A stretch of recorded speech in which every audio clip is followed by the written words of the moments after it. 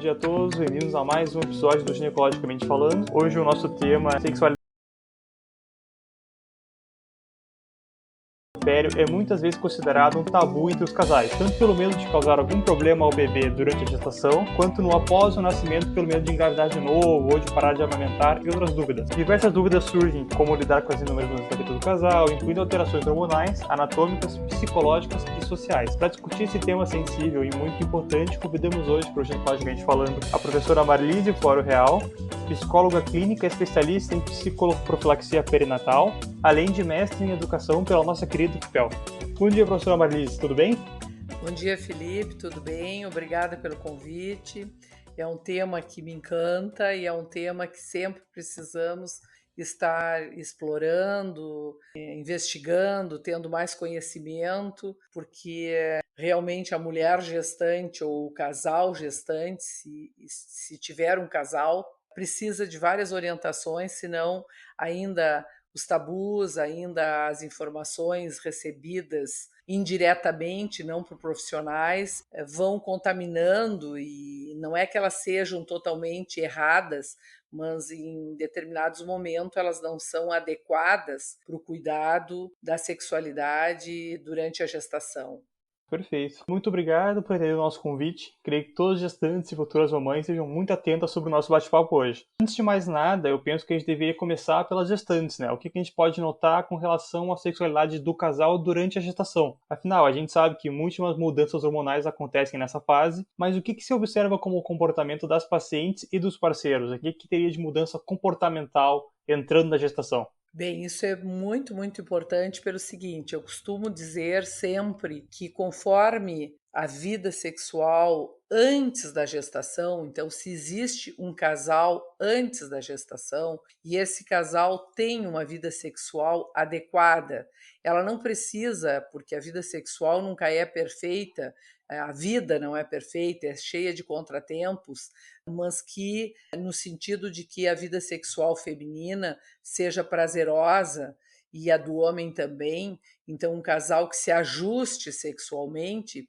esse casal ele vai enfrentar uma gestação talvez escolhida, desejada ou não, mas se não for uma gestação como um projeto também na vida deles, eles vão enfrentar as mudanças na vida sexual de uma forma mais tranquila, de uma forma mais compreensiva para o lado da mulher, porque realmente a mulher muda muito hormonalmente durante a gestação, a mulher muda durante as fases, que se nós podemos resumir as fases em primeiro trimestre, segundo trimestre e último trimestre da gestação, para depois passar para a situação de parto, puerpério, nós vamos ter coisas muito importantes que elas acontecem e acometem a muitas mulheres. E este parceiro que já a conhece, que já está com ela, que já tem uma vida sexual, ele vai ser muito mais acolhedor, ele vai ser muito mais compreensivo e ele também não vai se excluir tanto da atividade sexual, porque os tabus giram em torno de muitas situações, né? E tu podes lembrar algumas, mas os tabus giram em torno de que pode machucar o bebê em determinado momento, a penetração do pênis, que a posição do homem em cima da mulher pode também machucar, inúmeras coisas a respeito do que este homem sente, porque nós nos centramos muitos anos a enxergar a mulher gestante, porque sim, acontece tudo no corpo desta mulher. Ela engravida, ela carrega este filho, carrega a maneira de dizer, mas ele se desenvolve dentro dela, o corpo se modifica, os hormônios se modificam, o humor dela se modifica, ela pode ser uma gestante que tem muitos vômitos, que tem muitas tonturas, que se sente mal, que não gosta quando o bebê, aos 5, 6 meses, tem mulheres que sentem muito mais tarde, ao 7º mês, hoje se conta em semanas, começam com os chutes, as mulheres têm umas que gostam, acham que é muito legal o bebê se movimentar, tocar na parede, né, do útero e da barriga, e ela acaricia, e ela fala, e ela brinca, e tem outras que se sentem muito incomodadas com isso. E o homem é a mesma coisa, só que nos esquecemos por muito tempo que este homem que está junto com esta mulher, principalmente o que está junto com esta mulher, tem inúmeros sentimentos que reportam ele a várias situações, inclusive as situações que ele talvez nem tivesse antes pensado ou recordado, que são as situações de ver uma mãe grávida, de ver uma irmã grávida, uma tia, e o que ele sentiu.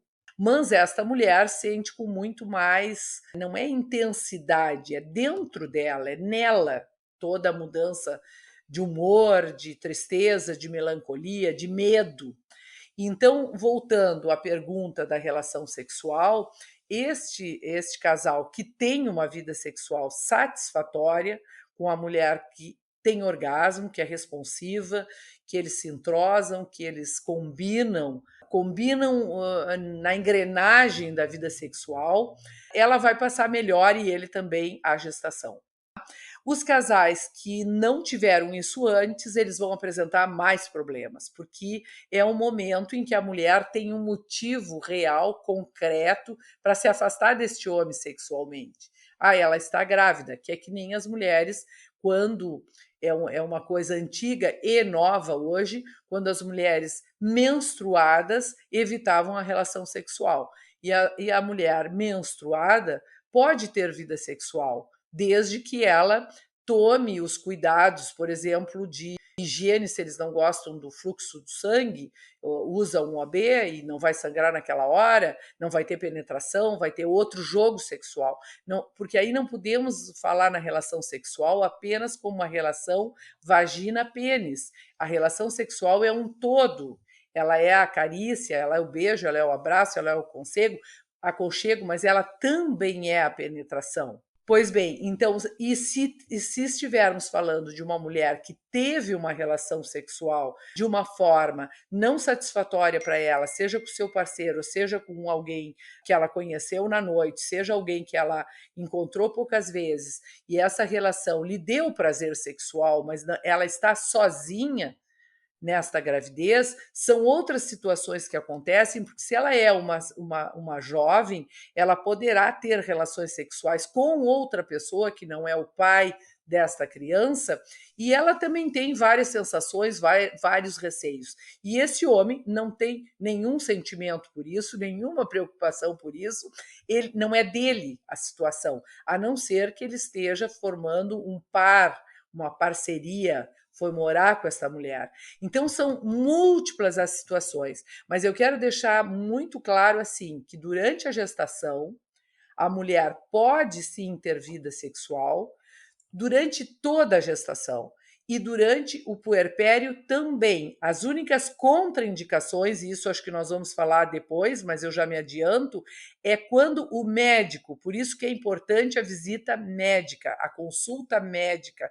O médico ou a médica está orientando que ela não pode ter, no caso de repouso, que ela tenha perdas, nos casos diversos que eu nem vou mencionar, porque vocês estão num curso de medicina e sabem as contraindicações que esta mulher tem que fazer, digamos, um repouso. Eu já atendi pacientes que não faziam repouso e só queriam falar das coisas emocionais, e é muito importante, eu exigia delas, vocês, o que o médico disse? O que a médica disse? Precisa fazer repouso. E tem pessoas que fazem um repouso intenso. O repouso não é eu ficar em casa. Se eu ficar em casa e eu caminho, subo escada, desço, me atiro no chão, caio, não estou fazendo repouso. Então, perto do nascimento, acontece também a mesma coisa. Se por indicação médica não pode ter vida sexual, ela não deveria ter vida sexual. Né? Mas ela poderá ter e deveria falar com o seu médico se ela pode ter carícia, se ela pode levar, o que é surpreendente para as mulheres, ela pode ter um jogo sexual, digamos essa palavra, jogo sexual, uma brincadeira. Eu não gosto da palavra brincadeira, porque brincadeira nos leva à criança, e uma mulher que engravida, ela é uma adulta. E um homem que engravida uma mulher, ele é um adulto. Se ele é uma criança de 14 anos ou ela, sim, eles são crianças, mais orientações precisam, né? Mais orientações vindas da educação e da parte médica. Ela não tem que brincar nessa hora, mas ela tem que estar orientada adequadamente, e esse homem também orientado, de que, bom, não pode, mas ela pode perguntar, isso que eu ia dizer, ela pode perguntar para o médico, bom, meu parceiro tem muita vontade, eu também gostaria de ter relação, eu posso estimulá-lo de várias formas e ele ter o orgasmo? A meu ver, se o médico diz que sim, ela poderia ter. Se o médico diz que não, não. Mas este parceiro tem que estar, no mínimo, sabendo que ela vai dar prazer para ele e ela não pode ser penetrada, ela não vai ter o prazer dela. Se este médico diz que não tem problema nenhum, que ela também possa ser estimulada sem ter uma penetração e ter o orgasmo dela, talvez ela possa ter, por orientação médica, mas ela tem que perguntar a este médico, porque na hora deste orgasmo se sabe que a mulher contrai o útero. Então, essa contração de útero, ela prepara para um parto normal, ela prepara para o nascimento, ela prepara para várias coisas, é o normal de acontecer, mas ela poderá ter em períodos que ela está em repouso?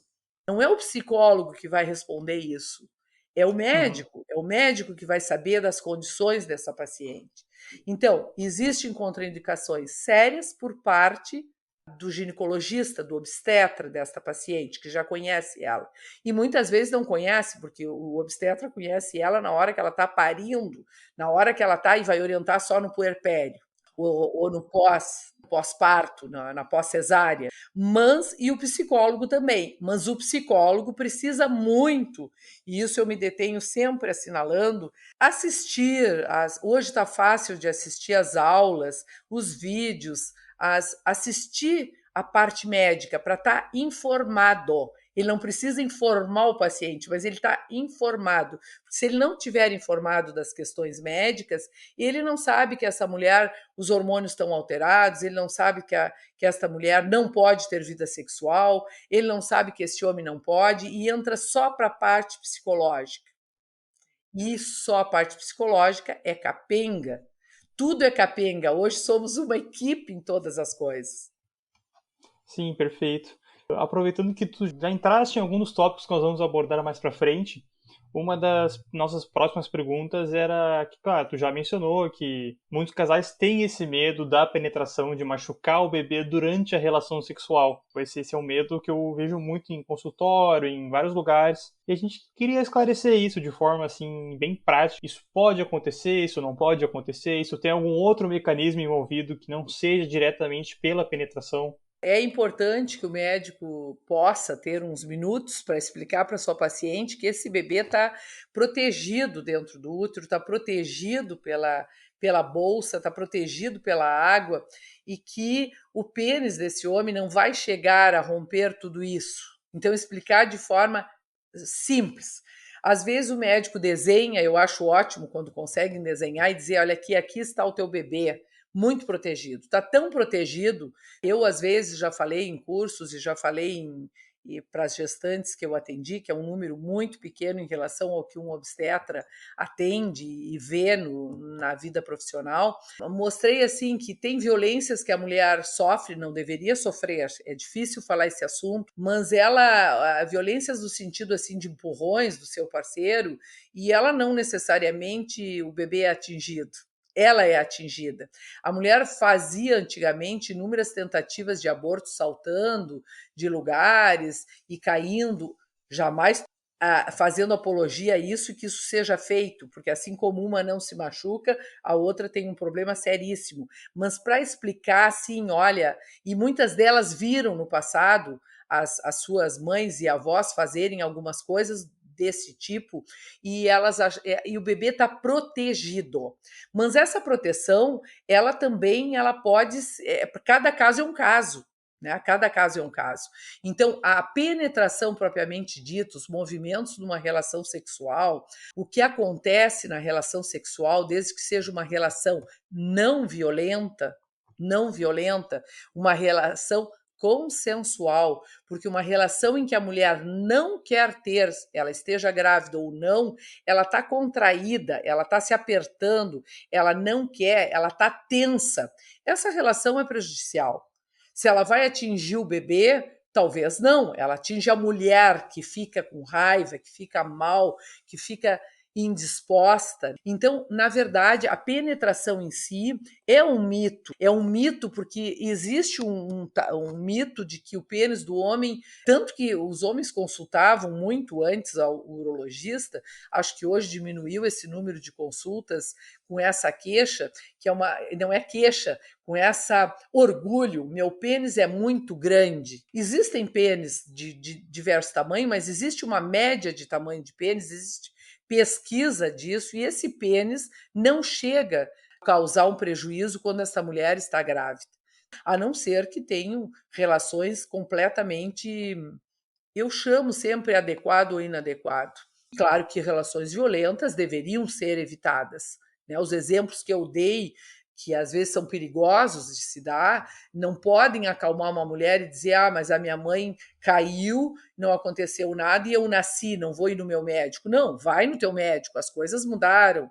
Ah, eu apanhei do meu companheiro e não vou ir no meu médico que está tudo bem. Não, vai no teu médico, porque o teu médico é que vai ver como é que tu estás. Então também mudou uma série de coisas e hoje temos disponibilidade de pessoas especializadas que vão ver o estado, e esse estado da mulher físico que vai permitir uma gestação se concluir ou uma gestação ir até o momento em que esse bebê nasça sem ser um prematuro muito precoce, que vai passar muito trabalho a criança e essa mãe também, ou essa mãe vai abandonar. Aí entramos, que eu não vou me adiantar, em questões do puerpério. Então, acho que é importante insistir com isso, porque realmente o que acontece psicologicamente? Uma mulher que já não tinha uma vida sexual legal, que já não estava disposta, que já não queria, ou por ela mesma, pela história dela, não vamos culpar o parceiro. Ah, ele é grosseiro, ele não sabe, ele só quer isso, ele só quer aquilo, né? Ele exige isto. Não vamos falar do parceiro nessa hora. Uma mulher que já tem um histórico de evitar relação sexual por N motivos, ela evita quando está menstruada, ela evita quando tem dor de cabeça e ela vai evitar quando está grávida, porque aí ela tem um motivo muito real. Aquelas mulheres que evitam uma relação sexual durante toda a gestação, eu já acompanhei algumas, e evitam durante todo o puerpério, lhes traz outros problemas psicológicos. Ou seja, este homem, o que ele fez? Eu sempre digo para elas, eles se masturbaram com a tua ajuda? Não, não, não. Ele se masturbava sozinho? Não, ele não se masturba. Tu tá pensando o quê? Porque ela estava pensando. Tá pensando o quê? Ah, eu estou pensando que ele pode ter me traído. Então, quem sabe tu conversa com ele para ver o que ele está fazendo. Muitos deles estavam se masturbando, sim, sozinhos, né? Elas não participavam de nada, porque 1 ano e 2 anos para um casal jovem é muito tempo. Um casal jovem não fica tanto tempo sem relação sexual. E estas mulheres com problemas na sua sexualidade, diversos problemas, da educação, da dificuldade de ter orgasmo, de não ter orgasmo, de ter, bom, as que têm vaginismo, então, nem podemos falar, porque elas vão engravidar ou por vias dos tratamentos hoje modernos da reprodução humana, ou elas engravidaram de um coito único, com penetração, uma ejaculação, e elas estavam muito férteis, porque engravidar não é fácil. Isso é outra coisa que precisa ter muita. Ah, mas como não é fácil? Eu estou regrada, eu tento, eu sei isso, eu sei aquilo. E a menina lá de 14 anos engravidou. A menina de 14 anos transou no período fértil dela, cheia de tesão, cheia de vontade, no período fértil dela. E a mulher, depois de um compromisso, num relacionamento sério, ela escolhe quando transar. Ela escolhe tanto que pode escolher num momento que não está fértil. São poucos dias que ela pode engravidar. Se ela tem parceiros que viajam, são menos dias. Às vezes, infelizmente, nós temos essas orientações de que a mulher, eu tomo sim, elas chamam o remédio, né? Na minha época era a pílula o nome, eu tomo o remédio regularmente, eu não paro nunca tentei, já tentei, tenho que engravidar esse mês. Peraí, como é que tu tentou? Eu lembro bem, Felipe, de uma paciente que engravidou no primeiro mês, quando ela decidiu engravidar.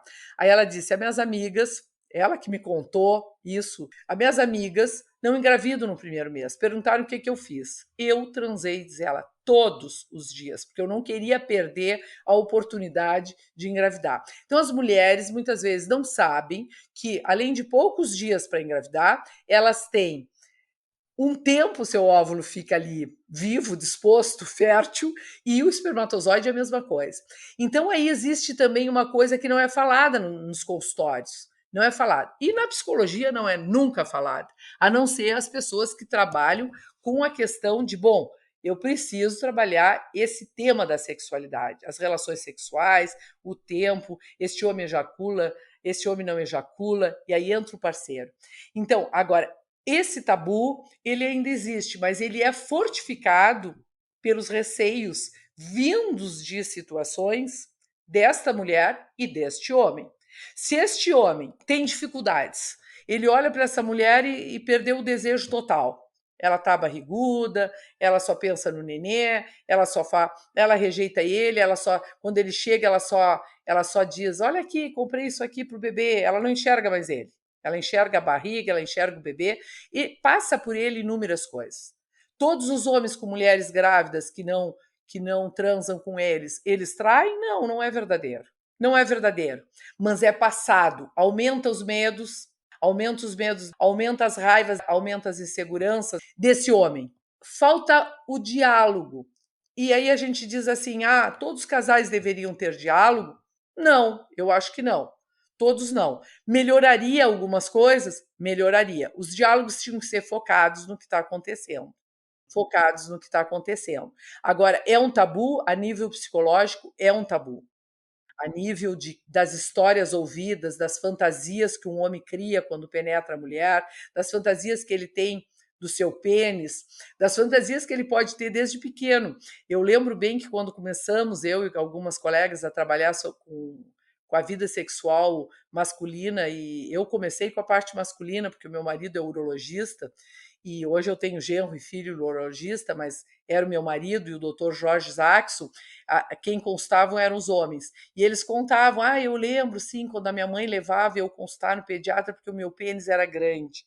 E eu perguntava assim, como o teu pênis era grande? Aí comecei a me informar mais, a ler mais, porque, na verdade, se a pele do pênis de uma criança ela está muito solta e a mãe puxa, o pênis é grande, essa mãe fica ultra preocupada e vai no pediatra. Já se cria uma mentalidade de que este pênis é grande. Só que ele é um orgulho para a mãe que levava, eu nem sei se é uma consulta hoje habitual ou não, mas era habitual. Já nunca eu vi uma mãe levar a filha na pediatra e perguntar assim: a vagina dela é profunda, é larga, como é que é? Não, inclusive quando a pediatra ensina a mãe limpar a vagina do bebê, a mãe leva mais um susto. Então são mitos que se criam, tabus que se criam pela educação, pelo que é passado de família para família e pelo que não era dito pelos Uhum. profissionais da saúde. Hoje é mais dito, é mais falado, se observa mais. Porque quando uma gestante diz, não estamos tendo nenhuma relação sexual e já está há 3 meses grávida, sim, o médico deveria perguntar por quê. E o psicólogo, se ela faz terapia, se ela faz grupo também. Por quê? Teve uma contraindicação médica, tu estás precisando, né? O que aconteceu? Talvez o médico não queira tratar, eu sou muito compreensiva e aberta nesse sentido. O médico não tem que tratar as coisas que ele não quer aprofundar, que não dá tempo para ele, mas ele pode indicar alguém. Né? Ele pode indicar alguém para conversar, às vezes é a enfermeira do postinho, às vezes é a psicóloga, às vezes é a assistente social. Não estando preparada, vai ser outra pessoa, tu entende? Então, isso vira algo muito grande. E esta mulher que não tem relações, ou este homem, durante toda a gestação, se estende por puerpério. Aproveitando então que a gente já está desconstruindo tabus aqui, então a gente estaria liberando as relações sexuais durante a gestação. Aí, antes de entrar em contraindicações e em momentos que a gente deveria restringir isso, eu queria saber primeiro, do ponto de vista psicológico, quais seriam os benefícios que isso traria para o casal, não só para a mulher, mas para o homem também. Vamos começar por um benefício que é a autoestima. Assim como o homem pode olhar para a mulher e não gostar dela grávida, pode fisicamente, ele pode não verbalizar, mas ele pode não achar ela mais sexualmente atrativa. Ele está vencendo isso se ele toca, se ele se aproxima e ela melhora a sua autoestima. São muitas as mulheres e hoje mais por quê? Porque nós vivemos um culto do corpo há muito tempo e um culto do corpo perfeito. E esta mulher pode se sentir muito mal, porque sim, ela aumenta o ventre, ela aumenta, umas aumentam muito de peso, o seio se modifica e tudo se modifica no corpo da mulher. Tem que se modificar. Está crescendo um bebê dentro dela. Tudo tem que se modificar. Então, uma das coisas é a autoestima. Ela fica melhor, ela fica mais contente, ela não se sente abandonada, ela sente que o seu marido tem desejo por ela. Essas pessoas que vão ter desejo durante a gestação, elas têm que separar ela também e o homem muito. Elas têm que separar uma coisa básica, mas que está muito intrínseca e junta nesse momento. Ela é a mulher que vai ser mãe, mas ela é a mulher dele. Ela é a mulher mãe que daqui a pouco, num orgasmo, aos 7 meses de gestação, aos 8, mais próximo, né, ainda, mas umas mais cedo, ele está estimulando o seio dela e ela tem colostro. E ele rejeita. Tu entende? Isso é uma maravilha, que bom que ela tem colostro, que bom que esse seio foi estimulado durante a gestação. Então, para ela, enquanto mulher, é muito importante. Ela se aproxima desse homem, ele se aproxima dela, ele vence algumas coisas e se dá conta que é a mulher dele, que ali cresce um bebê dele. Se são homens que estão com essa mulher e este bebê não é dele, os que ficam também começam a assumir esse bebê como dele, o que é muito bom, porque se eles não assumirem, é um desastre. Para elas é muito bom, a autoestima, o se sentir acompanhadas, o se sentir junto, o se sentir amadas e desejável. E ela precisa mostrar também para esse homem, uma das grandes crechas na vida sexual masculina sempre foi, não estou falando de filhos, estou falando do casal, é que o homem não se sente tão desejado quanto ele deseja uma mulher. Ele deseja visualmente, ele deseja com os sentidos completos dele. A mulher não deseja dessa forma. A mulher está mostrando hoje que deseja assim. Ai, que corpo bonito tem este rapaz, este homem, este marido, mas ela não deseja assim. A mulher deseja numa. A libido feminina é um leque de situações, de fantasia, de lugar, de cheiros, de outras coisas. O homem não, ele deseja visualmente, tanto que na puberdade masculina ele muda, ele é uma criança que corre atrás da bola e de repente ele olhou a colega que está com seio, que está com um bumbum maiorzinho, etc. Ele segue correndo atrás da bola, mas o sentido dele fala. E o sentido da mulher fala para outros lugares, mas também ela gosta disso, mas não é o primeiro sentido. Então é muito importante que ela se sinta bem. Não é importante, então isso aproxima o casal, aconchega, ela sabe que tem um companheiro que vai junto na consulta. Se não pode ir na consulta, ele vai perguntar quando ela voltou, o que aconteceu, quais são as indicações, como é, ele vai participar de algumas coisas. Digamos que ele tenha coisas muito divididas com ela, tipo assim, eu não vou me envolver com compra de nada. Tá, ele não vai se envolver com o berço, com o quarto, com a roupinha, ele não se interessa por isso. Eu não acho isso um grande problema. As funções materna e paterna podem ser completamente diferentes, mas ele se interessa com ela ter se preocupado, ela está gostando, etc. Então, essa aproximação e a vida sexual ajuda muito eles estarem unidos. E ela, com esse passar, as mulheres podem não ter nenhuma vergonha, entre aspas, do corpo delas e muitas vergonhas na gestação. Se escondem, se tapam, esse homem não vê a barriga. Aí na hora que ela vai consultar, ela diz: ele nem tocou na minha barriga. Ele olha para ela e diz assim: tu não deixa tocar. Ele nem falou com o bebê, mas tu não deixa falar com o bebê é muito difícil. Ela pode falar o dia inteiro, falar mentalmente, como se diz, como tu tá, tocar na barriga, ela sente o bebê se movimentar. Esse homem só sente o bebê se movimentar se ela deixa ele tocar, se ela apalpa, se ela não tem medo de apalpar a barriga, e ele não tem medo de apalpar a barriga para sentir esse movimento. Tanto que o primeiro semestre é carregado de várias coisas, o segundo trimestre é carregado de inúmeras outras coisas gratificantes para o homem. Ele vê mais esse bebê, ele vê nos exames, ele escuta no exame quando ele vai, e ele vê o movimento. Os homens vibram muito com o movimento dos bebês, mais do que as mulheres. Então, isso é uma gratificação muito grande, muito grande. Teve uma idealização da gestação, todas as fotos, todos os cursos, isso eu peguei bem na fase, anos 80 eu me formei, 1979. Anos 80 eu estava nesse pós-graduação, que era gestantes e casais gestantes, a gente atendia, grupos de casais, e parto em Montevidéu era parto em cadeira. A gente assistia enquanto psicólogo também e acompanhava no puerpério.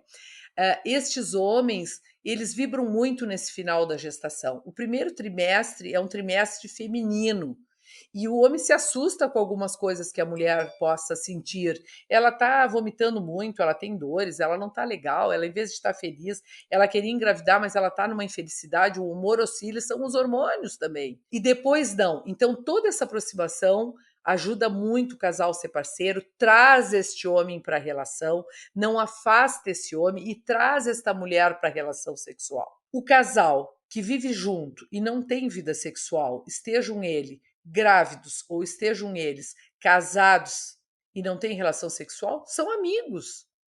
São amigos. Ah, mas a amizade é muito boa no relacionamento de casamento e de gestação. Claro que é muito boa. É muito boa na terceira idade, é muito boa, mas não é um casal. O casal tem vida sexual sempre, até poder ter, até a morte, até poder ter. Eu atendi, pulando de assunto, casais com câncer que tinham vida sexual. Ah, mas devia ser um horror. Não, eles tinham quando não era um horror, mas tudo depende da visão deles, da aproximação deles. E por quê? A autoestima deles, às vezes, melhorava muito quando eram eles portadores de acometidos de doença. E a autoestima delas mudava muito. Mas dá para dizer de regra para as pessoas? Não, não dá para dizer de regra para as pessoas. Não é uma regra, é algo para ser acompanhado. Por isso a importância da consulta e de um espacinho para falar sobre isso. Então, são muitas as vantagens. São muitas as vantagens para o apego ao bebê. Se não me apego durante a gestação, quando nasce aquele bebezinho que chora, que não abre os olhos, que pode chorar a noite inteira, que incomoda, que tem cólicas, ou que eu não acho nem parecido comigo. Achar parecido com o pai é fundamental, mesmo que não seja. É fundamental. E aí alguém diz assim, mas é a cara do pai. E o pai olha e acha mesmo que ele não ache, aquilo é um apego, faz o vínculo. Depois vai ser. As crianças mudam muito, são parecidas com a mãe, com o pai, com a avó, com a tia, com a madrinha, com todo mundo. Ela tem a genética. Então, todos esses comentários preconceituosos, todos esses comentários cheios de tabus, cheios de uma educação repressora com a vida sexual, ele é muito prejudicial na gestação. Muito prejudicial na gestação. Não sei se te respondi, porque eu vou ampliando, porque o meu pensamento é cheio de ligações, como de todo mundo. Não, sim, tu respondeu a pergunta e ainda já fez várias ligações, vários insights em outros assuntos que a gente também vai discutir aqui. Num próximo momento, porque o nosso episódio de hoje termina aqui. Mas eu convido todos os nossos ouvintes a escutarem o próximo episódio, o episódio da semana que vem, que vai ser a continuação desse tema. Muito obrigado e até lá!